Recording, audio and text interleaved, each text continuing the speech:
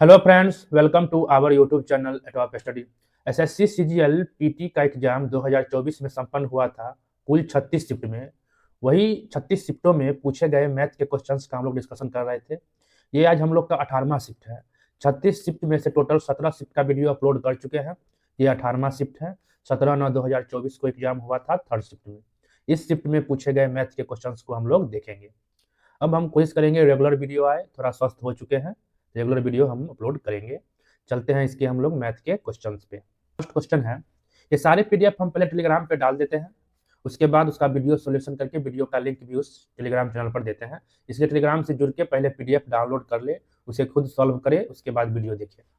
तो first question है, circle arc makes an angle of 15 degree at the centre if the radius of the circular arc is 14 centimetre. What is the perimeter of the sector so formed. Question कह रहा है एक circle है, इसका arc यानी चाप द्वारा centre पे 15 डिग्री का कोण बनाया जा रहा है। ठीक है, ये क्वेश्चन है। बोला इसका रेडियस जो है 14 सेंटीमीटर है। तो ये जो सेक्टर बना है यानी जो त्रिज्या खंड बना है, इसके बारे में बोल रहा है। इसका परिमाप क्या होगा वो हम लोग से पूछ रहा है। ठीक है, तो ये रेडियस है, ये भी रेडियस होगा। तो किसी भी त्रिज्या खंड का परिमाप क्या होता है, इस त्रिज्या खंड का ही परिमाप हमसे पूछ रहा है। किसी भी त्रिज्या खंड का परिमाप होता है 2r, दोनों रेडियस को जोड़ दिए, प्लस थीटा बट्टा 360 डिग्री गुने 2 पाई आर। ये परिधि है 2 पाई आर, यहीं पुट करिए। 2 गुने 14, थीटा है 15 बट्टा 360 गुने 2, पाई का वैल्यू करा है 3.14 लीजिए, तो 22/7 ले लीजिए, उससे भी बन ही जाएगा। रेडियस है 14, बस इसे कैलकुलेट करिए। 15 24 बढ़ता हुआ कटा, ये 2 से 12, ये 7 दूना, ये 2 से 6, तो 14 दूना 28 प्लस ये 22/6 हुआ।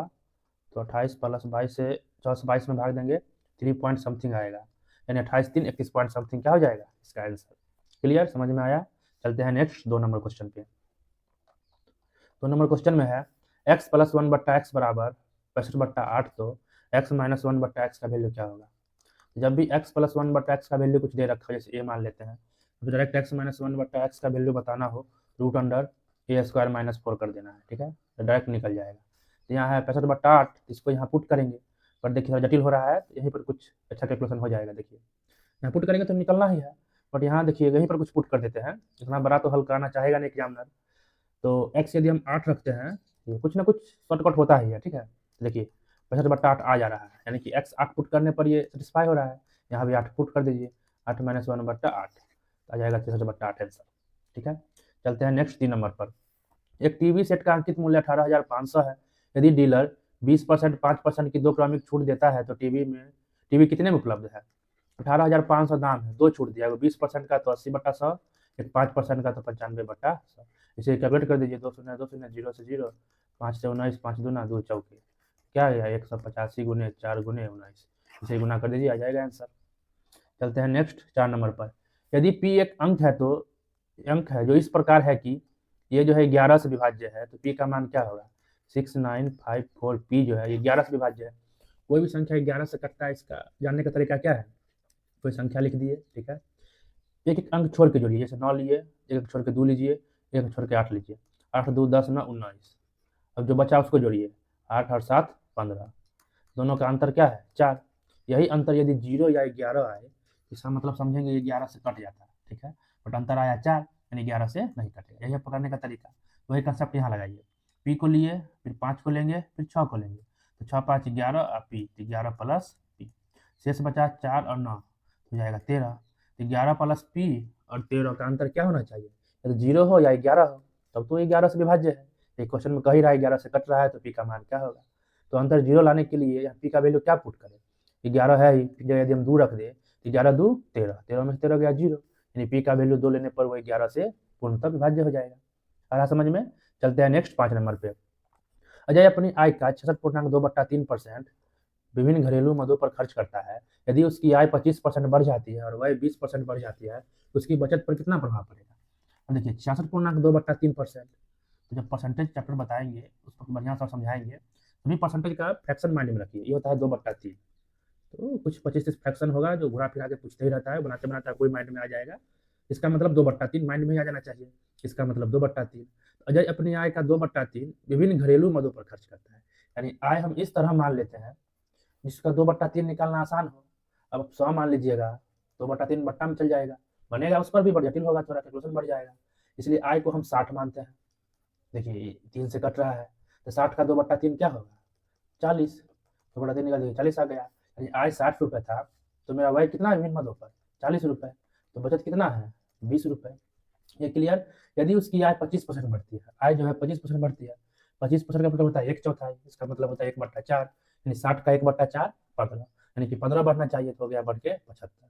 और उसकी वाई 20% बढ़ती है, तो 40 का 20% क्या निकलेगा, 40 का 10% होता है 10वां हिस्सा 4, तो 20% यानी 10वां हिस्सा 2 बार गुना करिए, 2 बार जोड़िए, तो 4 दूना 8, तो 40 वाई का यहाँ क्या हो जाएगा, 48 वाई। अब बचत कितना होगा, आय में से वाई घटा दीजिए, आ गया 27। पहले बचत 20 था, अब बचत 27 है। कितना बढ़ा, 7 बढ़ा, किस पे, 20 पे, उन्हें 100%, कितने परसेंट की बढ़ोतरी हुई है वही पूछ रहा है। तो 20 बचे, 7 बचे, 35% की क्या हुई है, उसकी बचत में बढ़ोतरी या प्रभाव पड़ा है, यही पूछ रहा था। ठीक है, जो भी क्वेश्चन समझ में ना आए कमेंट बॉक्स में जरूर लिख के पूछिए, उस पर हम स्पेशल वीडियो बना के डाल देंगे, जितना जल्दी हो सके क्लियर हो जाएगा। ठीक है, चलते हैं नेक्स्ट, अब 6 नंबर पर। 6 नंबर क्वेश्चन में है, यदि sine theta plus cos theta बराबर √3 कॉस थीटा है, तो कॉस थीटा का मान बताना है, क्या होगा। देखिए इस कॉस थीटा को हम इस साइड भेजते हैं, तो क्या होगा, sine theta plus cos theta, नीचे आ जाएगा कॉस थीटा बराबर √3। अब कॉस थीटा दोनों को नीचे जाएगा, पिछला वीडियो में बताए थे a/b/c है, तो हम a/c प्लस b/c कर सकते, वही चीज़ यहाँ पे करिए। साइन थीटा बट्टा कॉस थीटा हो जाएगा टेन थीटा, टेन थीटा बराबर होता है साइन थीटा बट्टे कॉस थीटा, और कॉस थीटा बट्टे कॉस थीटा बराबर कट के 1 बराबर √3।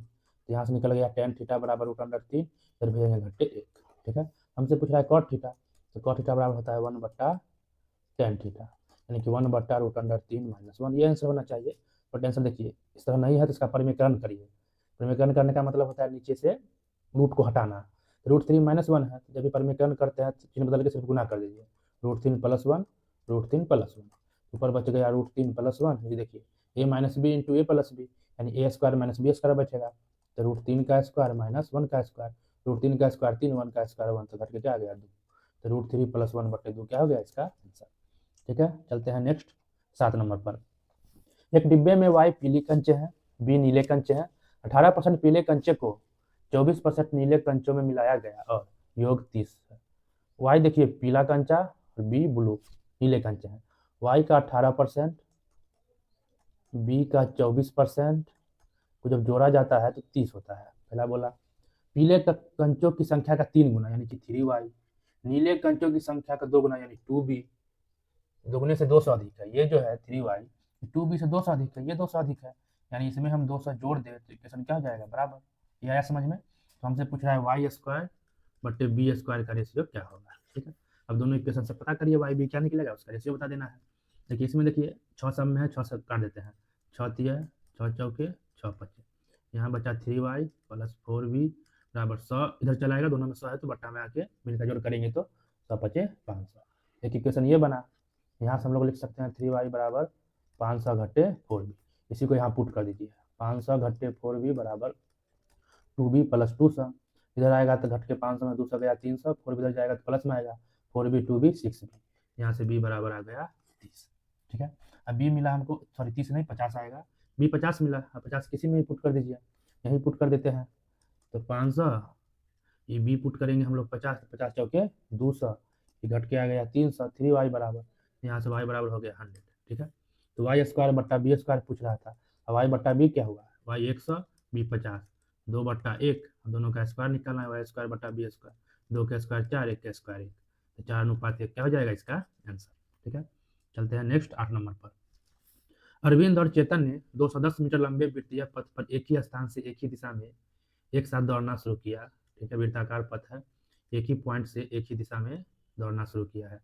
अरविंद एक चक्कर पूरा करने में 180 सेकंड, एक को लगता है 180 सेकंड, और चेतन को एक चक्कर पूरा करने में, पूरा चक्कर लगाने में लगता है 420 सेकंड। तो कितने समय बाद वे पथ पर शुरुआती स्थान पर मिलेंगे, स्टार्टिंग पॉइंट पर मिलेंगे, पहली बार कब, कितने समय बाद वो पूछा है। 180 सेकंड मतलब 3 मिनट, 420 सेकंड 60 से भाग रहे हैं मतलब 7 मिनट, एक को लगता है 3 मिनट, एक को लगता है 7 मिनट। तो यहाँ इसका आवश्यकता ही नहीं है लंबाई का। ध्यान रखिएगा किसी भी सर्किल में अगर एक ही पॉइंट से एक ही समय में दो व्यक्ति दौड़ना शुरू करें, ठीक है, तो अगर पूछे पहली बार कब मिलेंगे, ठीक है। तो पहली बार मिलने के लिए मतलब शुरुआती पॉइंट पर कब मिलेंगे, ये बात जब हमसे पूछे, यानी ये भी इस तरह घूम के यहाँ आए, फिर सेकंड वाला ये भी घूम के यहाँ कब आके यहाँ मिलेगा, जब भी ऐसा क्वेश्चन आए दोनों का क्या कर देंगे, एलसीएम। ठीक है। तो 7 और 3 का एलसीएम क्या जाएगा, 21, यानी 21 मिनट पर वो पहली बार मिलेंगे। ठीक है। एलसीएम इसलिए लेते हैं कि देखिए एक को लग रहा है 3 मिनट, तो जो एक को लग रहा है 7 मिनट, तो 7 मिनट वाला अभी रास्ते में ही होगा, 3 मिनट वाला यहाँ से यहाँ पहुंच गया, जिसको 7 मिनट लगता है वो अभी रास्ते में ही कहीं होगा। फिर सेकंड 3 मिनट में फिर पहुंच जाएगा, फिर अभी भी रास्ते में ही होगा, अभी भी एक चक्कर में पूरा किया होगा। जब 21 मिनट हम चलाए हैं एलसीएम लेके, 21 मिनट में देखिए तो 3 मिनट वाला है 7 चक्कर मार लिया, जहां था वहां पहुंच गया, और 7 मिनट वाला भी 3 चक्कर मारा, चक्कर कम मारा, और जहां था वहां पहुंच गया, तो दोनों मिल गए।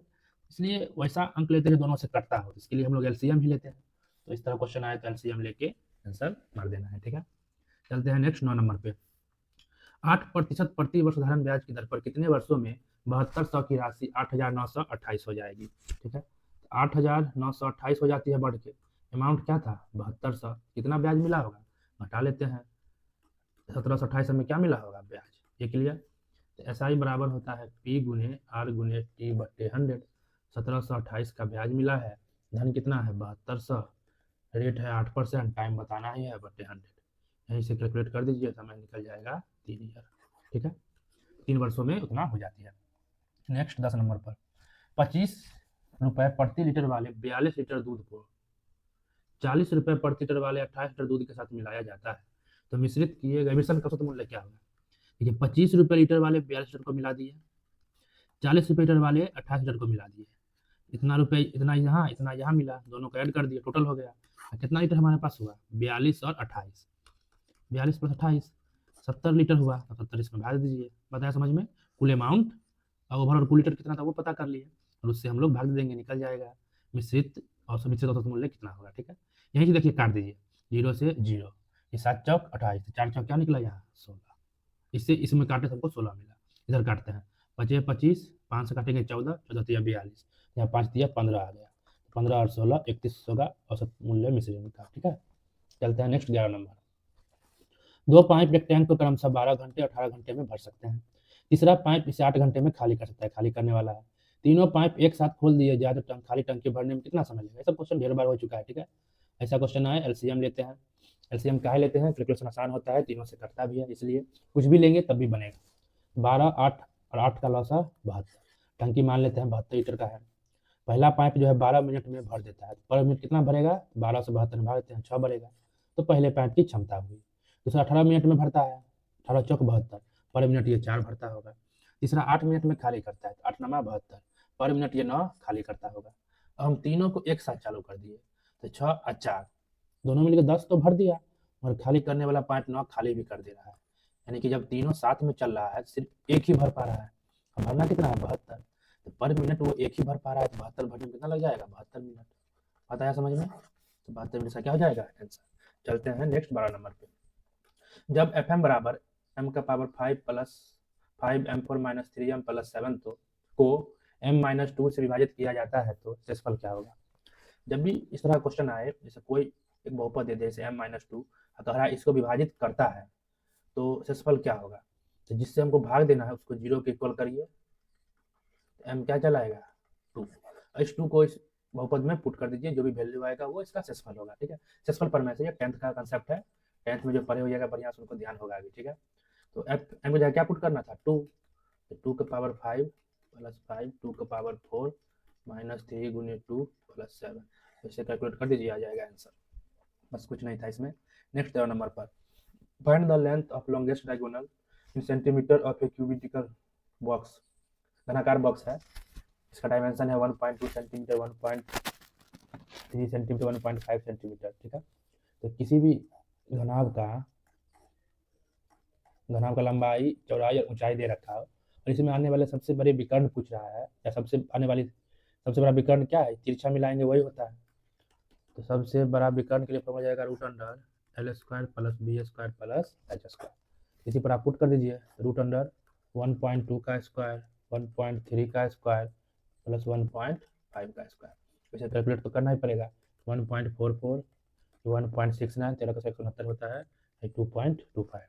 इन सबों को आपस में जोड़िए, 9 4 13 पे 18 का 8 हाथ में 1, 6 2 8 4 12 13 3 हाथ में 1, 5.38, बस इसका हम लोग वर्गमूल निकालना है। ठीक है, तो 529 होता है 23 का स्क्वायर, यानी कि 2.3 से ज़्यादा ही होने वाला है। इन दो को तो छट गया, अब इन दो को में स्क्वायर होगा, एकदम क्लोज है, तो हमें एग्जैक्ट निकाल के ही मारना पड़ेगा। देखिए 538 है, इसको लिख सकते हैं पॉइंट से बढ़ा के बट्टे में 100। ठीक है, तो 538 का वर्गमूल निकालिए, 100 में से 10 बाहर, इसका निकालना है, हमें मार देना। तो क्लोज में आ गया था, हमें निकाल के एग्जैक्ट मारेंगे, दो को तो चाट ही दिए। वर्गमूल कैसे निकालते हैं, तो 538 है, मतलब दाएं साइड से दो दो का जोड़ा लगाते हैं, तो 38 दो का जोड़ा लगा दिए, दो का जोड़ा लगाना होता है, दो लगा दिए, बच गया एक। अभी हम लोग इस तरह लेते हैं, हम लोग वर्गमूल निकालना बता रहे हैं। ठीक है, सबसे फर्स्ट ऑफ ऑल क्या करना है, दाएं साइड से दो दो का जोड़ा लगाना है। जैसे अगर 8 9 5 7 6 3 का वर्गमूल पूछे, इधर जोड़ा, फिर जोड़ा, फिर जोड़ा, ऐसे लगा लेना है पहले। एक अंक बचता है तो छोड़ देना है उस साइड। ठीक है, जैसे 38 में लगा के एक बच गया 5, तो यहीं पर रुक गए। अब इस तरह का संख्या लेना है यहाँ पे, जैसे मान लेते हैं 2 लिए, यहाँ भी 2 आएगा और यहाँ भी 2 आएगा, ये दोनों का मल्टीप्लाई जो भी आएगा इस 5 से, या स्टार्टिंग में 2 अंक आया तो इस 2 अंक से कम होना चाहिए। जैसे 2 लिए, 2 दूना 4, कम ठीक है। 3 लेते, 3 तिया 9, अधिक हो जाता तो गलत लेना होगा, तो हम लोग कम लेना है, यह ध्यान रखना है। 2 लिए, 2 दूना 4, इधर जोड़ते चलना है, 2 2 4। ठीक है, 5 में से 4 गया, यहाँ एक घटाना है, इधर जोड़ना है। ठीक है, फिर 2 अंक एक साथ उतारना है, तो 138। अब देखिए यहाँ इस तरह का अंक लेना है, जैसे मान लेते हैं 4 था, हम यहाँ अगर 2 लिए, नीचे भी 2 लिखेंगे, फिर यहाँ भी 2 लिखेंगे। बात आया समझ में?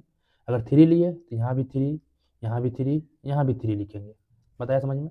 इस तरह हम लोग को लेना होता है। अब 2 लिए, 2 दूना 4, 2 चौके 8, 3 लिए, 3 तिया 9, 3 चौके 12, और 4 लेंगे तो 4 चौक 16, 76 आ गया। 176 देखिए 4 लेने पर अधिक हो जा रहा है, तो क्या लेंगे 3, 3 यहाँ भी लिखाएगा, 3 यहाँ भी लिखाएगा, 3 यहाँ भी आ गया 129। ठीक है, तो घट के यहाँ 9 हुआ, यहाँ फिर जोड़ दीजिए 46। बात आ रहा है समझ में? इसको मिटा लेते हैं पहले नीचे वाले को। देखिए यू वर्गमूल निकालने के लिए हम बता रहे हैं, कोई भी संख्या पूछेगा उसका आप लोग निकाल सकते हैं। देखिए 46 मिला था, अगर दशमलव बैठाएंगे, दशमलव जो रखेंगे तो 2 अंक उतारेंगे हमेशा। ठीक है, अब यहाँ 46 आ गया, तो फिर जो भी मानेंगे यहाँ भी मानेंगे, यहाँ भी लिखेंगे और इधर भी लिखेंगे।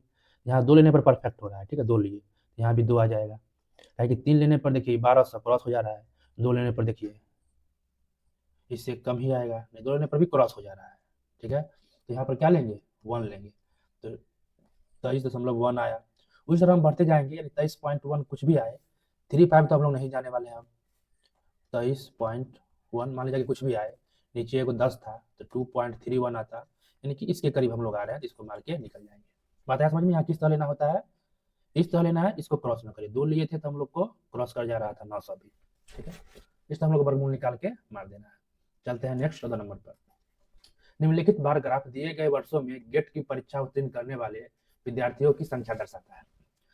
2018 की तुलना में 19 में विद्यार्थियों की संख्या में कितने % की वृद्धि हुई? 18 की तुलना में 19 में 140 था, 180 हो गया, 40 की वृद्धि हुई है। पहले कितना था, 140 से, तो कितने % की वृद्धि हुई है? 40 का कंपेयर 140 से करेंगे, पूरे 100%। जस्ट पिछला वीडियो हम बताए थे, जैसे ए बट्टा बी गुने 100%।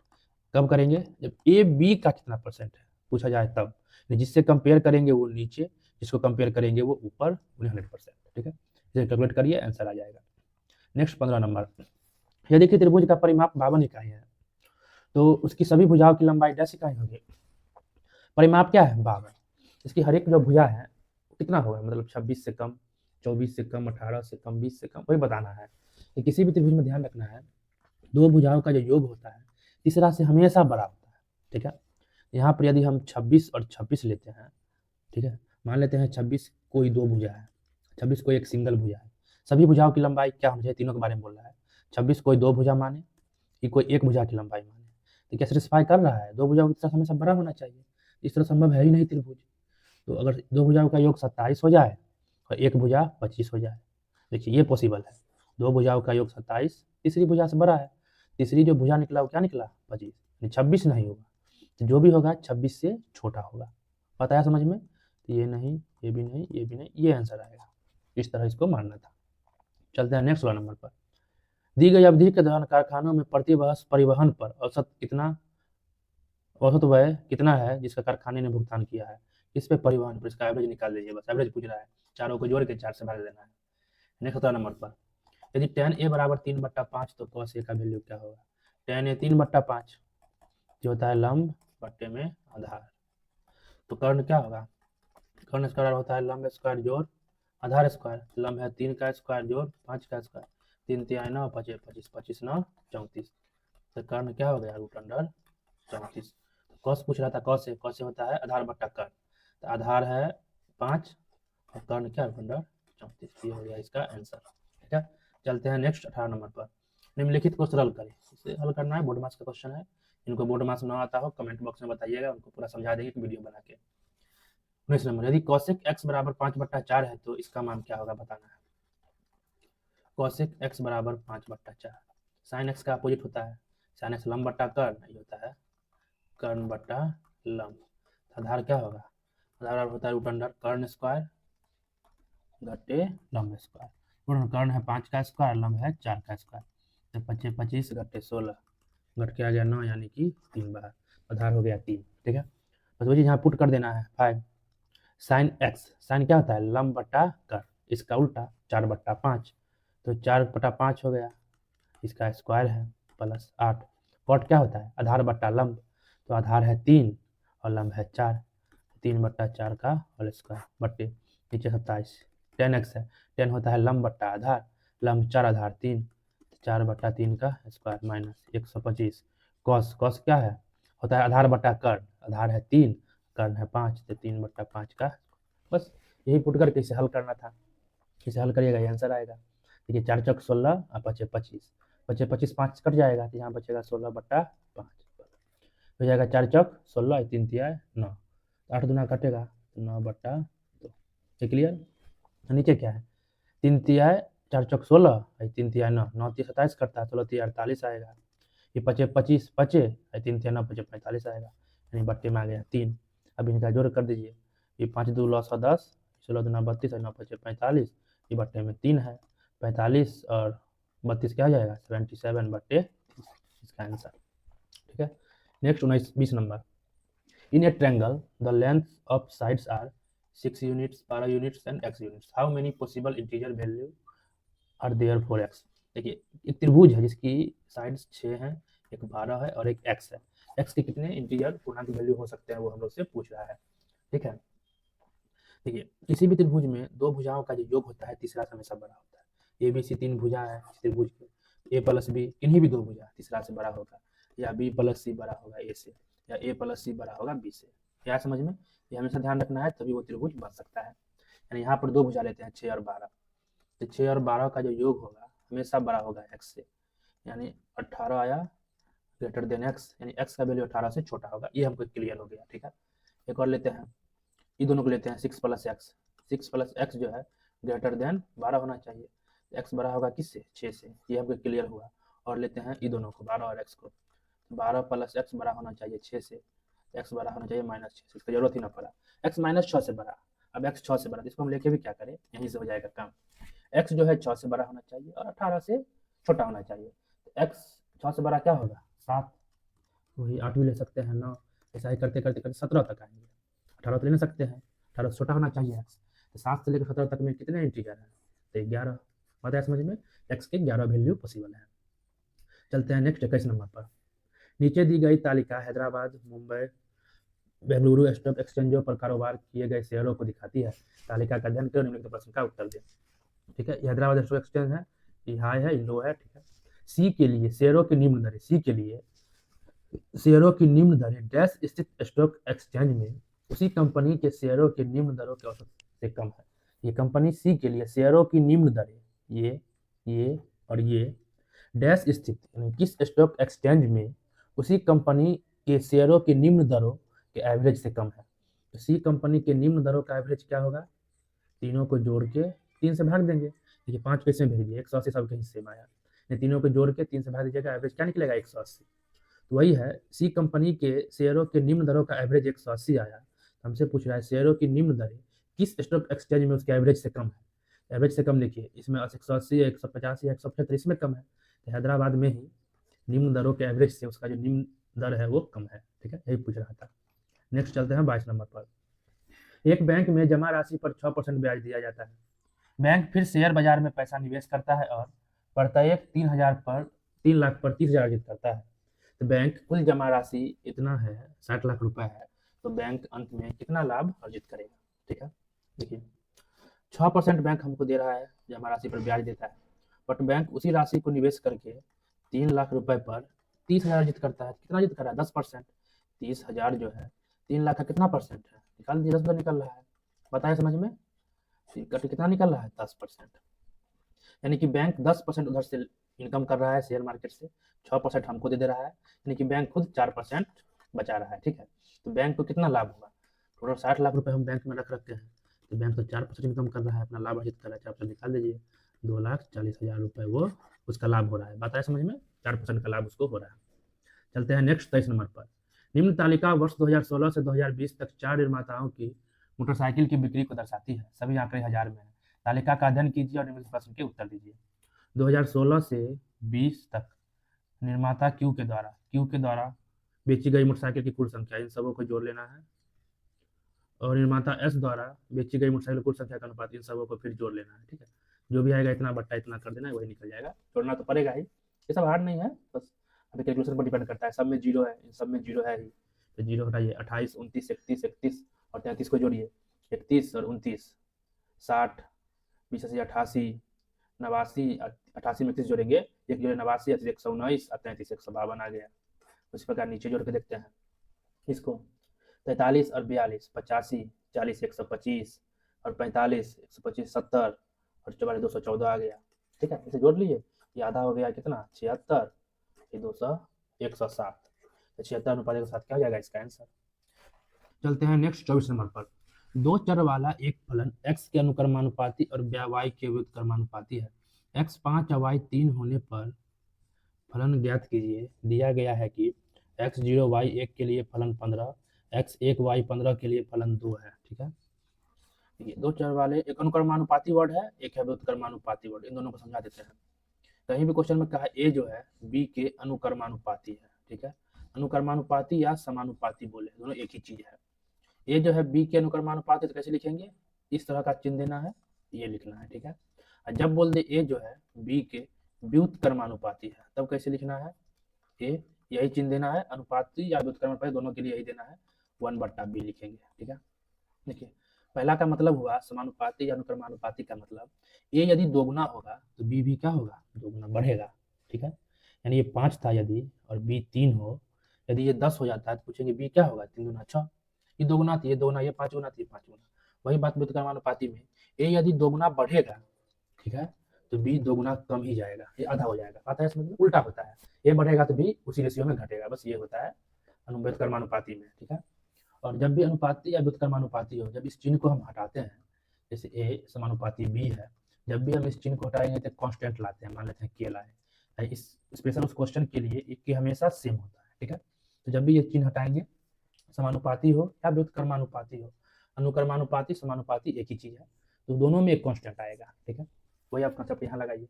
दो चर वाला एक फलन है, एक्स के अनुक्रमानुपाती है, एफ अनुक्रमानुपाती एक्स। ठीक है, यहाँ भी देखिए जब हम कांस्टेंट लगाएंगे तो k1 ला लेते हैं, k1 x हो जाएगा। ठीक है, सेकंड है f जो है व्युत्क्रमानुपाती है y के, तो 1/y। यहाँ भी जब हम कांस्टेंट लाएंगे k2 तो बट्टे में वो आ जाएगा y।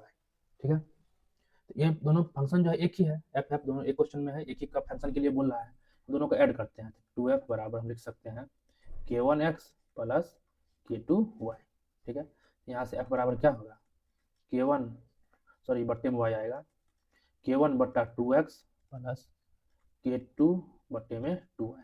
ठीक है, यहाँ पर देखिए दो जो कांस्टेंट आया है, इसे आप देखिए k भी कांस्टेंट है, e भी k कांस्टेंट है, वेरिएबल कौन है? x है, y है और f है। k1 k2 या 2 तो कांस्टेंट है, ये 2 दोनों में है, इस 2 को हम लेके चले या न ले कोई फर्क नहीं पड़ेगा, आंसर वही आने वाला है। तो k को हम लोग हटा के ही चलते हैं, 2 को, कहे 2 को झूठ मूठ के लेके चलना। ठीक है, तो f बराबर k1x प्लस k2 बटा में y। अब इसी पर हम लोग को हल करना है। ठीक है, 2 को हम हटा दिए, कांस्टेंट था, उससे कोई फर्क पड़ेगा नहीं। आप लेके भी चलिए, 2 सब में रहेगा, हल कैलकुलेशन तरफ 2 रहेगा, उसमें और क्या, काट कैंसर वही आने वाला है। दिया गया है x0 y1 के लिए फलन 15 है। देखिए फलन क्या है? 15। कब? जब k1 x है 0, 0 रख दिए, k2 y है 1। ठीक है, तब फलन क्या था? 15। ये 0 थी खत्म, यहाँ से k2 बराबर क्या हो गया? 15 इकाई 15। k2 का वैल्यू हम लोग निकाल लिए। ये बताया समझ में। अब सेकंड लाइन देखिए, एक्स ए का वाई 15 होने पर फलन 2 है। अब इसमें फिर आप ये सब पुट करिए, फलन 2 है कब, जब x1 यानी k1 गुने x1 है प्लस k2 वाई क्या है 15, यही चीज़ है, तब फलन 2 है। तो 2 बराबर k1 हो जाएगा, k2 का वैल्यू 15 निकाले ही है, बटे में 15 कट गया, तो यहाँ से k1 बराबर ही 2, एक आता घट के 1, 2 में से गया 1, k1 का वैल्यू क्या हो गया 1। तो k1 और k2 दोनों कांस्टेंट हम निकाल लिए। अब क्वेश्चन पूछ रहा है x5 और y3 होने पर फलन क्या होता है, इसे पुट कर दीजिए। f बराबर जैसे k1x प्लस k2 बटा y है, तो k1 1 है, x क्या लेना था 5 लेना है, तो 5 ले लिए, k2 क्या था 15 और y का लेना है 3 ले लिए। इसी पर तो फलन का वैल्यू बताना था, तो 5 इकाई 5 है, 3 पचे 15 कटा 5, तो 5 5 क्या हो गया 10, फलन का वैल्यू क्या हो जाएगा 10। आ गया समझ में। चलते हैं नेक्स्ट 25 नंबर पे। त्रिभुज एबीसी में डी बी सी का मध्य बिंदु है। एक त्रिभुज है एबीसी, डी जो है बीसी का मध्य बिंदु है, मतलब ये जितना होगा उतना ही ये होगा, ठीक है, मिडिल पॉइंट है। और डीएल ए बी पर लंब है, इसको मिलाते हैं 90 है, डीएल ए बी पर लंब है। और डीएम इस पर मिलाते हैं, डीएम ए सी पर लंब इस प्रकार है कि डीएल बराबर डीएम है, ठीक है, ई एक्स तो ये एक्स, ई वाई तो ये वाई। तो ये त्रिभुज कैसा होगा बताना है, ठीक है। एक प्रमेय होता है सर्वांग सम का, जैसे ये कोण ये 90 है, कर्ण ए है, इसका भी कर्ण ए हो, एक साइड कोई बराबर हो, मान लेते हैं ये बी है ये बी है, यानी कोई दो समकोण त्रिभुज में कर्ण दोनों के कर्ण सेम हो, और कोई एक भुजा दोनों का सेम हो, और कोण तक 90 डिग्री है, ठीक है। तो आर एच एस पर में इसको बोलते हैं, ठीक है, एक कोण 90, एक कर्ण और एक, यानी समकोण, एक कोण हो गया, एक कर्ण हो गया, एक भुजा हो गया। जब भी दो त्रिभुज के बराबर हो तो क्या होते हैं सर्वांग सम, यानी इसके ये कोण इसके बराबर, ये कोण इसके बराबर।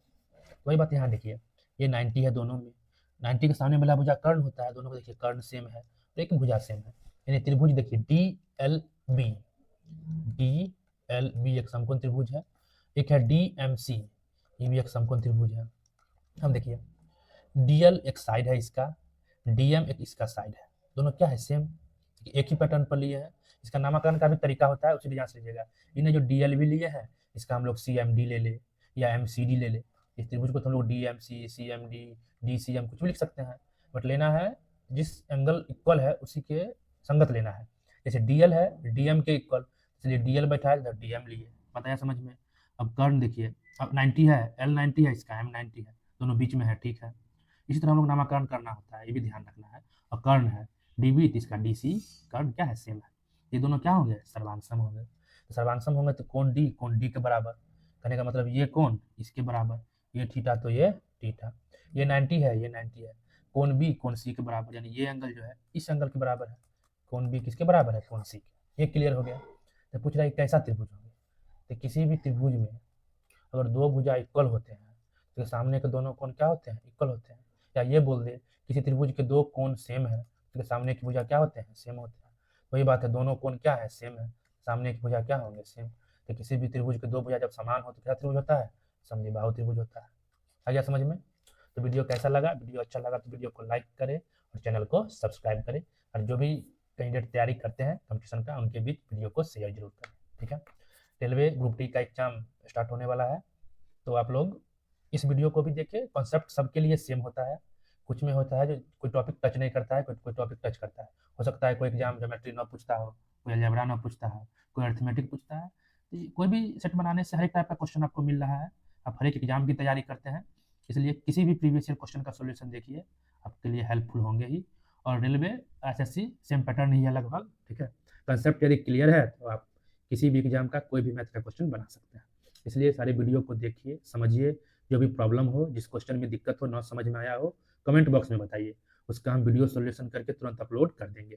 पहले आप लोग टेलीग्राम चैनल पर जुड़ जाएं, वहाँ से पीडीएफ लेके खुद बनाना है, नहीं बनेगा तब वीडियो सॉल्यूशन देख के समझ लेना है, ठीक है। इसी तरह जो भी प्रीवियस ईयर क्वेश्चंस होंगे उसका हम सॉल्यूशन करके वीडियो डालते रहेंगे, और टॉपिक वाइज भी हम वीडियो डालेंगे, ठीक है। हर एक टॉपिक का कंसेप्ट के साथ कुछ क्वेश्चन कराएंगे, उसका भी वीडियो आएगा। और जो टेलीग्राम चैनल है उस पर भी हम लोग क्यूज स्टार्ट करेंगे, करंट अफेयर्स और जीके जीएस का क्यूज रहेगा, जो किसी भी एग्जाम, बिहार में आने वाले जो भी एग्जाम है हाल फिलहाल में, वो सारे एग्जाम के लिए हेल्पफुल होंगे। CGL 4 हो, दरोगा हो, जो भी हो उसके लिए हेल्पफुल होंगे, या सेंट्रल का एग्जाम हो।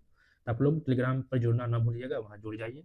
हम स्वस्थ हो ही चुके हैं, स्वस्थ होते ही रेगुलर वीडियो आएगा और क्विज भी चलेगा।